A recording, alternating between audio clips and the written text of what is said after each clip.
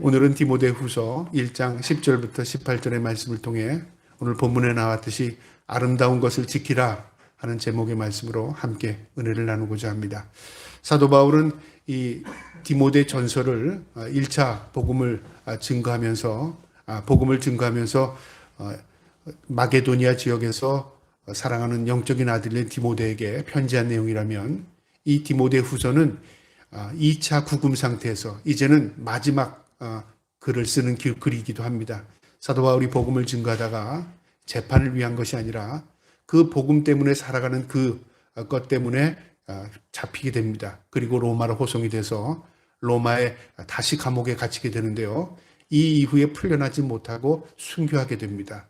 그래서 이 사도 바울이 기록한 13편의 서신 가운데 이 디모데 후서가 마지막 서신이고요. 또 읽다 보면 그가 유언과 같은 메시지를 남겼구나. 그것을 우리가 깨닫게 되고 자신의 죽음을 예견한 것 같은 그런 내용이 있습니다. 어쨌든 사도 바울은 마지막 사랑하는 아들이었던 영적인 아들이었던 디모데에게 편지하면서 내가 당하는 고난 부끄러워하지 마라.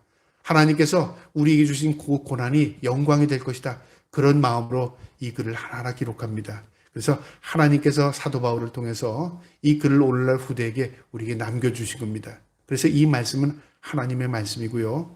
우리가 왜 이 땅에서 고난을 받아야 하는가, 또 그 고난이 우리에게 어떤 영적인 은혜와 축복이 되는가를 우리에게 가르쳐주는 내용입니다. 사도 바울은 이 디모데 후서를 통해서요, 먼저 내가 사도된 거 하나님의 은혜고 네가 사도된 것도 하나님의 은혜다. 그렇게 서론을 시작합니다. 그러면서 내가 가지고 있는 믿음 내가 안다. 네가 가지고 있는 믿음은 당대의 믿음이 아니라 너희 어머니, 너희 외할머니로부터 온 뿌리 있는 믿음인 줄 내가 안다. 그래서 너도 그 믿음으로 그 뿌리를 내릴 줄 나는 믿는다. 네가 가진 믿는 믿음, 확실한 믿음인지 나는 안다. 그렇게 말합니다. 그러면서 부끄러워하지 마라. 내가 지금 감옥에 있지만 부끄러워할 게 아니다. 이게 영광이다. 그렇게 말하면서 뭐라고까지 말하냐면 내가 받은 이 고난 너도 받아라. 그렇게 말합니다. 여러분, 우리가 그렇게 말하기 쉽지 않죠? 내가 받아봤는데 힘들더라. 너는 어떻게든지 고난을 피해라. 어떻게든지 어려운 일을 피해라. 그렇게 말하는 게 사람들이잖아요. 근데 사도 바울은 그렇게 말하지 않았습니다. 내가 받은 고난 너도 복음을 위해서 고난을 받으라고 말합니다. 거기까지가 지난주의 내용이었습니다. 자, 그러면 오늘 이 본문은 왜 우리가 고난을 받아야 하는가? 그 이유를 말해주는 겁니다. 우리가 만약에 고난만 받아라 그렇게 말하면 그 이유도 모르고 고난받으면 고통스럽지 않습니까? 내가 왜 고난받아야 돼 그러지 않습니까?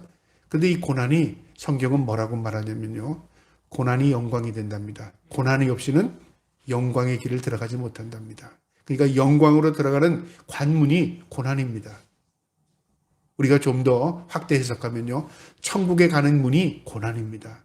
고난이 없이 천국에 갈 수 없습니다 라고 말할 수 있습니다.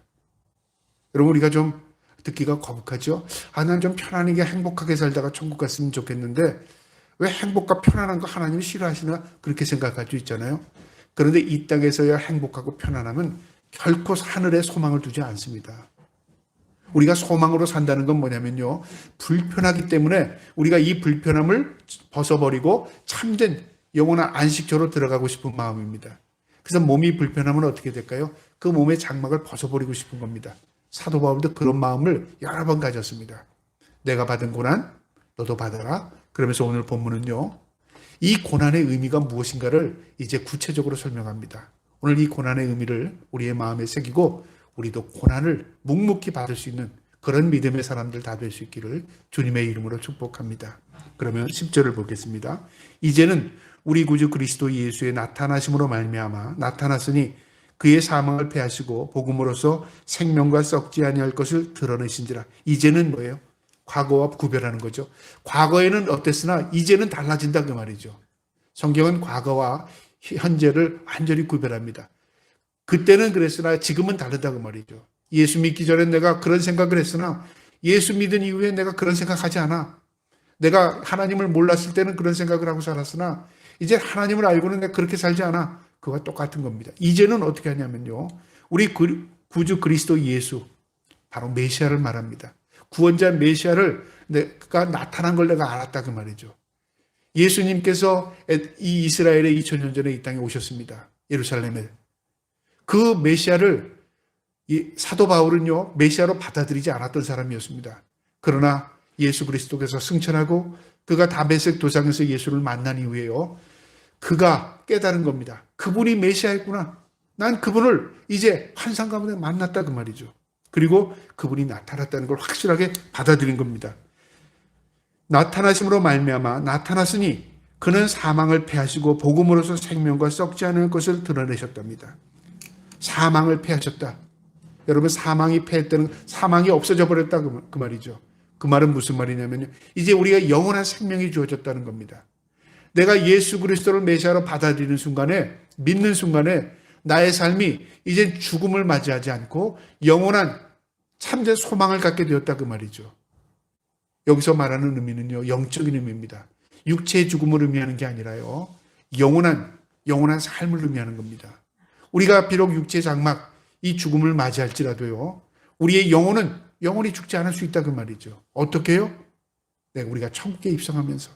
그래서 사도 바울은 그렇게 말한 겁니다. 사망을 패하시고 복음으로서 생명과 썩지 아니할 것, 생명과 썩지 않을 것, 생명, 영원한 것, 썩지 않는 것, 소멸되지 않는 것, 그것에 내가 소망을 두게 되었다 그 말이죠. 그러니까 고난은 여기서 받아도 고난은 잠시 잠깐이고요, 영광은 영원하답니다. 그래서 잠시 잠깐의 고난을 내가 묵묵히 견딜 수 있는 것은 나에게 있어서 참된 소망, 영원히 살 수 있는 소망, 영원히 하나님과 함께 복락을 누릴 수 있는 그 소망이 내게 있기 때문에 그렇다 그 말이죠. 그 이유를 설명하는 겁니다. 11절에요. 내가 이 복음을 위하여 선포자와 사도와 교사로 세우심을 입었노라. 사명입니다. 내가 그 소망을 갖게 된 것은 하나님의 은혜일 뿐만 아니라 하나님께서 나를 구원하시고 내게 영원한 소망을 주실 뿐만 아니라 소명까지 주셨다고 말이죠. 내 사명이 되었다 그 말이죠. 어떤 사명이요? 바로 복음을 증거하는 사명. 목회자에게만 그 사명이 있는 게 아닙니다. 특별히 목회자는 그 사명을 하나님께 받았지만요, 그 사명을 자신을 위해서 사용하게 되면 어떻게 되냐면요, 그거는 사탄의 놀이개가 됩니다. 이 사명이라는 뭐냐면 하나님의 말씀을 온전히 증거하는 겁니다. 사도 바울은 바로 선포자로서 하나님의 말씀을 대언자로서 하나님께서 나에게 사명을 주었다. 그리고 사도다. 내가 하나님의 제자로서 내가 예수 그리스도의 제자로서 예수님을 닮아가는 사도로서 내가 하나님 앞에 부름받았다 그 말이죠. 그 다음에 가르치는, 하나님의 말씀을 온전히 전하는 교사로서 하나님께서 나를 세워주셨다 그 말이죠. 분명인 사명이 있는 자입니다. 여러분, 목회자에게 그런 사명이 있을 뿐만 아니라 우리가 가정에서도 한 부모로서 또 가정을 이루는 한 가장으로서요, 그런 사명을 가지고 살아야 합니다. 하나님께서 나에게 믿게 하신 그 사명은 나만이 아니라 내 자녀들, 나만이 아니라 우리 가족을 하나님께로 인도해야 되겠구나. 그 사명으로 우리가 이 땅을 사는 것입니다. 그래서 우리에게 구원은요, 하나님의 전적인 은혜지만 구원받은 사람은요, 모두 하나님의 사명을 짊어지고 사는 사람들입니다. 저와 여러분이 그 사명 잘 감당할 수 있기를 축복합니다. 그러면서 하나님께서 나에게 그 사명 주었답니다. 12절에요. 이로 말미암아, 그 사명으로 말미암아 내가 또 이 고난을 받되 부끄러워하지 아니함은 내가 믿는 자를 내가 알고, 나도 그 고난을 받고 있다 그 말이죠. 너에게 내가 고난을 받으라고 하는 것 너에게만이 아니라 나도 지금도 그 고난을 받고 있다. 그런데 내가 부끄러워하지 않는다 그 말이죠. 여러분, 이 말의 의미는 뭐냐면요, 다른 사람이 볼 때 부끄럽게 생각할 수 있다 그 말이죠. 어떤 사람은 예수 믿는 것을 부끄럽게 생각해서 예수 믿는 티를 안 내려고 하는 사람이 있어요. 여러분, 주위에 그런 사람들 생각나는 사람 있습니까? 예수를 믿는 걸 알았어요. 교회 다녔어? 예수 믿었어? 나 예수 믿어. 그런데 사실은 티를 안 낸다 그 말이죠. 남들이 하는 거 똑같이 하고, 남들이 뭐 하는 거, 예수 믿는 거 티 안 내고, 교회 가는 거 부끄럽게 생각하고, 그러면 어떻게 될까요? 우리가 하나님을 부끄러워하는 것과 똑같습니다. 우리가 예수 믿는 걸 부끄러워한다면 예수 그리스도를 부끄러워하는 것입니다. 사도 바울은 지금 어디에 있냐면 로마의 감옥에 있습니다. 사도 바울은 복음을 전하다 로마의 감옥에 갇혔다. 안 믿는 사람이 볼 때 커봐, 그러니까 그렇지, 하지 말라는 짓을 하고 있구나, 그렇게 생각하지 않겠습니까? 우리가 세상적인 사고로 보게 되면요, 예수 믿는 것처럼 어리석은 게 없을 겁니다. 왜 그럴까요? 주일날 좀 편히 쉬고 뭐 놀러도 다니고 편안하게 살면 되지, 뭐 그렇게 얽매여서 교회를 다니고 얽매여서 그렇게 하고, 그러니까 세상 사람들 입장에서 얽매인다고 생각해요. 그러니까 적당히 믿어 그런 말을 하잖아요. 내가 믿는 거에 대해서 뭐라고 하지 않는데 적당히 믿어 그렇죠. 여러분 우리가 적당히 믿는 걸 믿는다고 말할 수 있습니까? 적당이라는 것은 대충이라는 의미입니다. 대충이라는 건 뭐냐면요. 그저 의미를 거기에 두지 마 그 말이죠. 그냥 건성건성 믿다가 있으면 좋고 없으면 말고지 뭐 거기에 목매이지만 그 말이죠. 그건 믿음이 아니죠. 적당이라는 말은 뭐냐 믿음이 없이 믿어라 그 말이 똑같습니다. 그래서 미국 사람들이 저주의 말을 이렇게 합니다. 성령 없이 예수 믿어라 그 말을 한답니다. 성령님 없이. 안에 내주하시는 하나님이 안 계셔요. 근데 예수를 믿어요. 그건 뭔 말이죠? 하나님과 아무런 관계없는 믿음 생활에 그 말이죠. 우리가 그렇게 살아가는 사람들이 세상에 얼마나 많은지 몰라요. 부끄럽게 여긴다 그 말이죠. 사도 바울은 지금 로마의 감옥에 있으면서도 나 부끄럽지 않아. 너도 부끄럽지 않은 줄 안다 그 말이죠. 내가 받는 고난 너도 받기 원한다 그 말이죠. 왜요? 이게 영광이기 때문에 그렇습니다. 그래서 이 영광은 모든 사람들이 보는 걸 추구하는 게 영광이 아닙니다. 모든 사람이 거기에 도달하고 싶은 게 영광이 아닙니다. 모든 사람이 갖고 싶고 추앙하는 게 영광이 아닙니다. 성경에 말하신 영광은요, 모두 피하고 싶은 겁니다. 모두 그거 짊어지고 싶지 않아요. 모두 갖기 싫어해요. 그리고 별 볼 일 없게 보입니다. 그게 영광입니다, 사실은요. 우리가 영광을 구별할 수 있는 눈은 영적인 안목에서만 구별해요. 모두 다 부러움을 사는 게 영광이다. 그건 좀 이상하지 않습니까? 성경 말씀과 대치됩니다. 목회자가 그걸 전해야 된다 그 말이죠. 세상에서 영광스러운 것을 추구하며 사는 것, 세상 사람도 영광이라고 말하면 우리에겐 영광이 되지 않아요. 세상 사람이 보기에 별 볼 없습니다. 세상 사람들은 부끄럽게 보입니다. 거치장스럽게 보입니다. 그리고 세상 사람들이 보기에는 하찮게 보이는 게 영광인 것이 참 많습니다. 비밀입니다. 그래서 복음은 하나님의 비밀입니다. 사도 바울은 나 부끄럽게 여기지 마. 나도 부끄러운 게 없어. 오히려 뭐라고 말하냐면요. 내가 믿는 자를 내가 알고, 여러분 중요한 말입니다. 내가 믿는 자 누구죠? 하나님, 예수 그리스도입니다. 그분을 내가 안답니다. 이게 진짜 지식입니다. 여러분 우리가 하나님을 압니까? 우리가 예수 그리스도를 진짜 압니까? 여러분은 알 줄 믿습니다. 그런데요, 하나님과 예수 그리스도의 지식이 없이 믿는 사람들이 얼마나 많은지 몰라요. 이 지식은 머리에 있는 지식을 의미하는 게 아닙니다. 지식은 뭐냐면 내가 받아들인 하나님이신 믿음으로 내가 예수 그리스도 알아가는 겁니다. 그러니까 믿음이 없이 하나님을 알 수 없고요. 믿음이 없이 내가 예수 그리스도를 고백할 수 없는 겁니다. 나는 그분을 안답니다. 어떻게 사도 바울이 알게 되었어요? 공부해서요? 사도 바울은 공부해서 예수님 알지 않았습니다. 그는 가마리알 문화생이었고요. 그는 그때 율법 중에 율법학자였습니다. 그는요 바리새인 가운데 바리새인이었습니다. 누구와도 비교할 수 없는 율법으로 통달한 사람이었습니다. 그런데 그 율법을 통달해서 예수님을 알지 못했습니다. 오히려 거꾸로였습니다. 그런데 그가 깨지고 녹아짐을 통해서 믿음을 갖게 되었고 그 믿음이 결국 예수 그리스도를 나의 구주로, 나의 삶의 주인으로 모시게 된 겁니다. 그래서 나는 그분을 안다 그 말이죠. 내가 믿는 자를 내가 알았다 그 말이죠. 또 한 내가 의탁한 것을 그날까지 그가 능히 지켜주실 줄 확신합니다. 그분이 나에게 맡겨주신 게 있단 그 말이죠. 뭘까요? 사명입니다. 나를 교사로, 나를 전하는 자로, 전파자로, 나를 선포자로, 교사로 만들어주신 그분이 나를 끝날까지, 내가 죽는 그날까지 나를 지켜주실 줄 믿습니다. 아멘. 여러분, 내가 지키는 게 아닙니다. 내가 그렇게 하는 게 아니라 하나님께서 그렇게 지켜주시는 겁니다. 목회자 입장에서 보면요, 내가 보고 복음을 전할 수 있도록 지켜주시는 겁니다. 내가 그 환경을 만들어서 내가 복음을 전했고 내가 그렇게 했고 그건 다 자기 노력이죠. 여러분 복음은 전할 수 있도록 하나님 환경을 만들어 주신 거예요. 사도 바울은 복음을 전하는 끝날까지 하나님께서 나에게 그 복음을 증거할 수 있는 확신을 나에게 주셨다 그 말이죠. 그러면서 16절에요. 너는 그리스도 예수 안에 있는 믿음과 사랑으로서 내게 들은 바 바른 말을 본받아 지키고, 사도 바울은 이 영적인 아들 디모데에게요, 예수 안에 있는 믿음과 사랑으로서, 예수 믿는 믿음으로 그 말이죠. 하나님 앞에 사랑받은 그 사랑으로 마음에 간직하고 내가 들은 바른 말을 본받아 지키고, 내가 너에게 전한 말, 네가 받아들인 그 말을 어떻게 하라고요? 본받아 지키랍니다. 이게 믿음 삶이고요. 이게 믿음을 보존하는 길입니다. 전하는 게 아니라 받아들이고 지키는 겁니다. 지킨다는 게 뭐예요? 실천한다 그 말이죠. 무엇으로요? 내 삶으로. 그러니까 예수는 무엇으로 믿냐면 입으로 믿는 게 아니라 삶으로 믿는 겁니다. 삶으로 지켜나가라 그 말이죠. 삶으로 살아라 그 말이죠. 디모데야, 네가 그 에베소에서 그 어려운 환경 가운데서 우상으로 많고 그 사람들이 그렇게 물질 만능주의의 그 사회에서 네가 하나님 믿는다고, 예수 믿는다고 그 말을 전할 뿐만 아니라 네 스스로 그걸 지키며 살아라 그 말이죠. 지켜라 그 말이죠.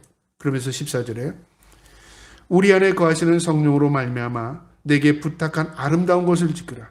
성령께서 내게 부탁한 것, 그거 아름다운 것이다. 그거 지키라고 말합니다. 여러분, 사도 바울이 복음을 지켜라, 말씀을 지켜라 그렇게 하지 않고 왜 아름다운 것을 지키라고 말했을까요? 이게 세상 사람들 보기엔 아름답게 보이지 않기 때문에 그렇습니다. 사람이 보는 아름다움과 하나님이 보는 아름다움과는 천지 차이일 때가 많아요. 하나님의 보심의 아름다움은요, 하나님이 창조하신 그 세계를 아름다워하십니다. 그 세계가 어떤 세계였냐면 창세기 1장 2장에 나오는 아름다움이에요. 하나님이 태초에 전지를 창조하시니라 빛이 있으라 하심에 빛이 있었고 그 빛이 보시기에 좋아하더라. 하나님의 말씀으로 행하시는 모든 것들, 창조물들이 다 아름다운 것입니다. 그래서 아름다움의 기초는 뭐냐면요, 하나님께 있습니다. 그 다음에 아름다움의 기초는 질서입니다. 조화입니다.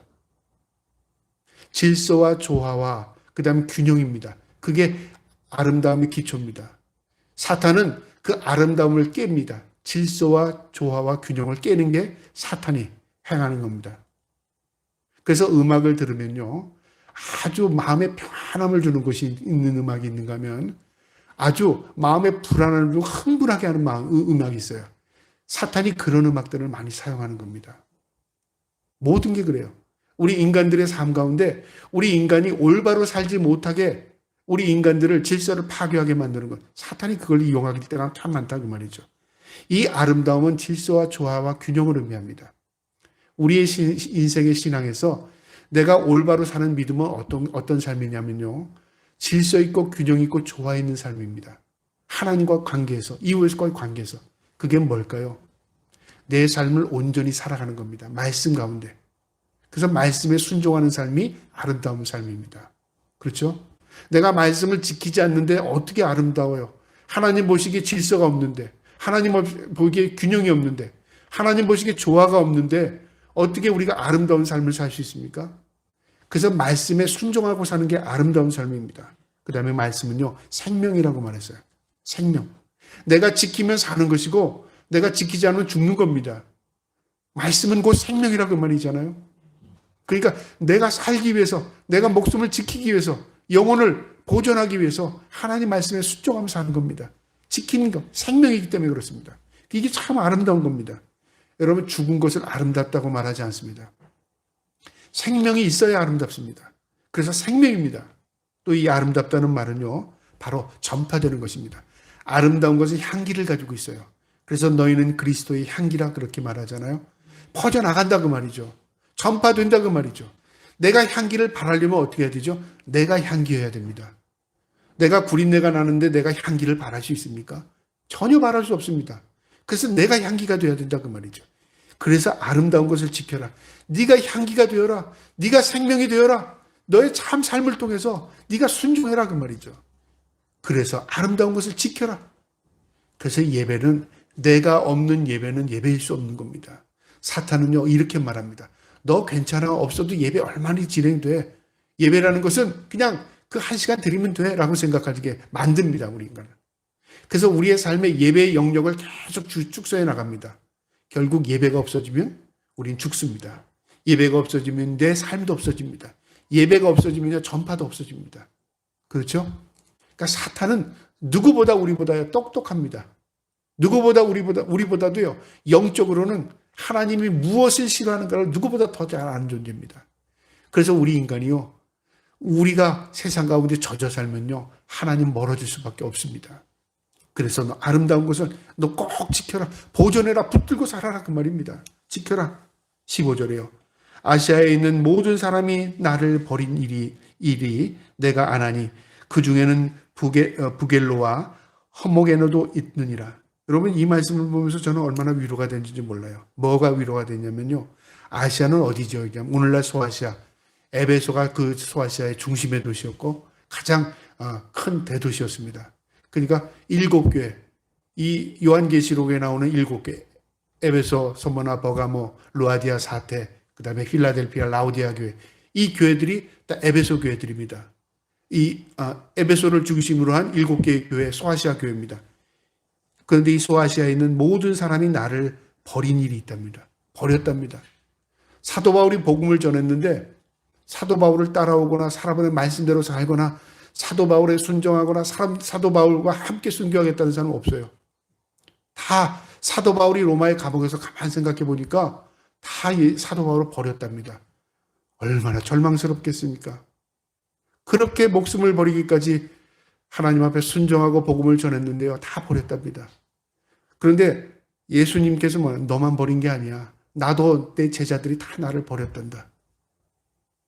만약에 그것을 뜻을 사도 바울이 깨달았다면 위로가 되지 않았겠습니까? 그러니까 예수님인 하나님이신 예수님도 12제자가 다 버렸어요. 그러나 나중에 깨달았듯이 물론 사도 바울을 버렸으나 나중에도 깨달은 사람이 있을 겁니다. 어쨌든 사도 바울이 보기에는 뭐라고 말하냐면 아시아에 있는 모든 사람이 나를 버린 일을 내가 안다 그 말이죠. 내가 그런 사람이다 그 말이죠. 그 중에는 부겔로와 허모게네도 있느니라. 아마 디모데가 알만한 사람이었던 것 같습니다. 에베소 지역에 지금 목회하는 이 디모데가 부겔로와 허모게네를 알았을 겁니다. 너도 아는 그 두 사람, 그 사람들도 나를 버렸어. 무엇을 하냐? 다른 사람이 나를 버린 거에 대한 괜찮아. 그런데 그렇게 신실한 사람도 나를 버렸어. 왜 그들이 버렸을까요? 고난이 밀려오니까. 여기서 우리가 깨달아야 할 겁니다. 사도 바울이 이 사람들이 미워서 얘기하는 게 아닙니다. 그 사람들이 나를 버려서 반역했다. 그걸 지금 기록하기 위해서 이름을 기록한 게 아닙니다. 고난이 오니까 누구든지 견디지 못하고 다 믿음 버리더라. 그 말입니다. 그러니까 너 정신 바짝 차려라. 그 말입니다. 여러분 예수님께서 이제 다시 이 땅에 오신다고 말씀하셨습니다. 언제 오실지 우리는 아무도 모릅니다. 그런데 그 시기가 되면요. 배교가 일어난답니다. 예수님을 버리는 일이 일어난답니다. 언제부터요? 교회가 예수를 버리고요. 목회자가 예수를 버리고요. 믿는 자들이 예수를 버립니다. 예수를 버린다는 게 나 예수 안 믿어 그 말이 아닙니다. 고난을 싫어한다 그 말이죠. 고난을 어떻게 해요? 피한다 그 말입니다. 내가 예수 믿는 것 때문에 왜 내가 손해를 봐야 돼? 그렇게 생각한다 그 말이죠. 그런 시대가 온다 그 말입니다. 여러분 이 시대가 오늘날 시대이기도 하지만요. 앞으로 그런 시대가 올 것입니다. 반드시 올 것입니다. 왜요? 예수님이 이 땅에 오셔야 되기 때문에. 그러니까 예수님이 오시려면 그런 배교의 일이 일어납니다. 우리 입장에서 안 일어났으면 좋겠지만 일어나고 있고 일어납니다. 그래서 사도 바울이요. 모든 사람이 나를 버렸을 뿐만 아니라 이 부겔로와 허모게네도 나를 버렸어. 그렇게 신실한 사람은 나를 버렸어 그 말이죠. 이게 슬프고 고통스러워서 얘기하는 게 아닙니다.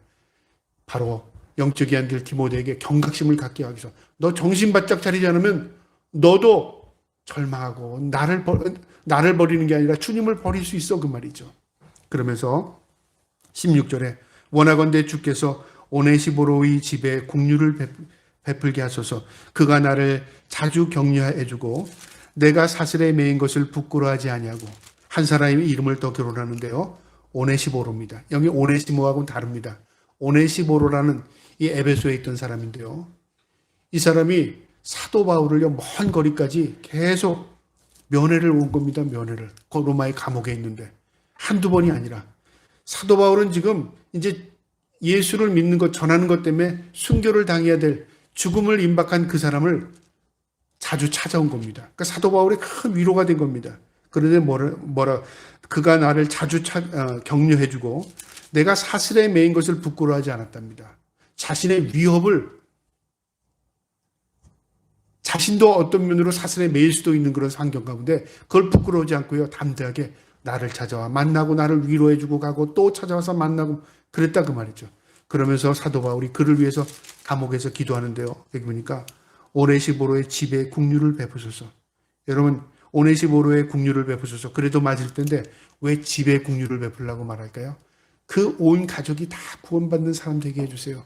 오네시모로가 그렇게 순실한 사람입니다. 하나님, 오네시모로를 긍휼히 여겨주셔서 그 온 가족이 다 예수 믿는 사람 되게 해주세요.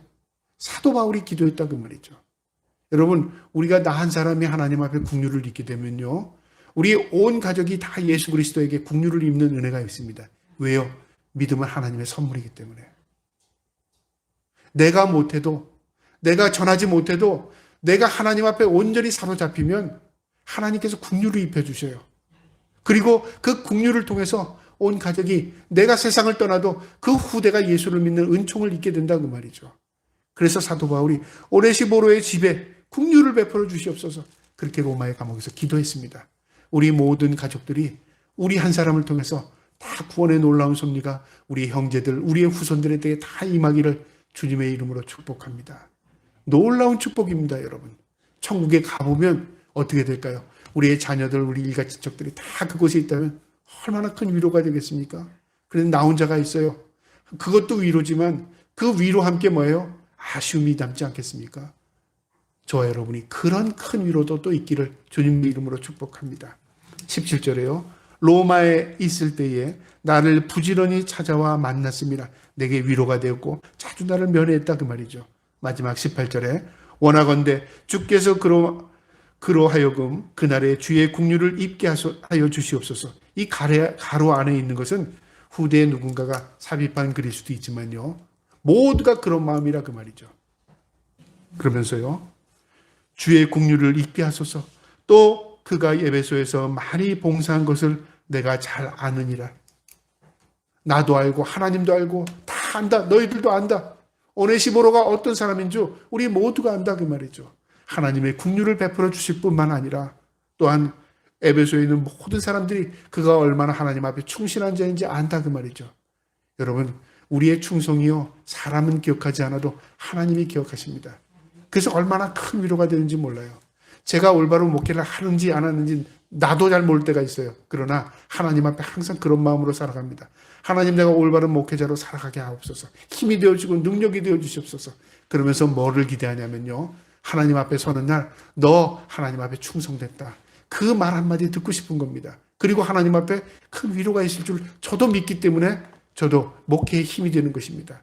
저와 여러분이 그 소망 가지고요, 하나님 앞에 위로자, 하나님 앞에 힘을 얻는 저와 여러분 될 수 있기를 주님의 이름으로 축복합니다. 아멘.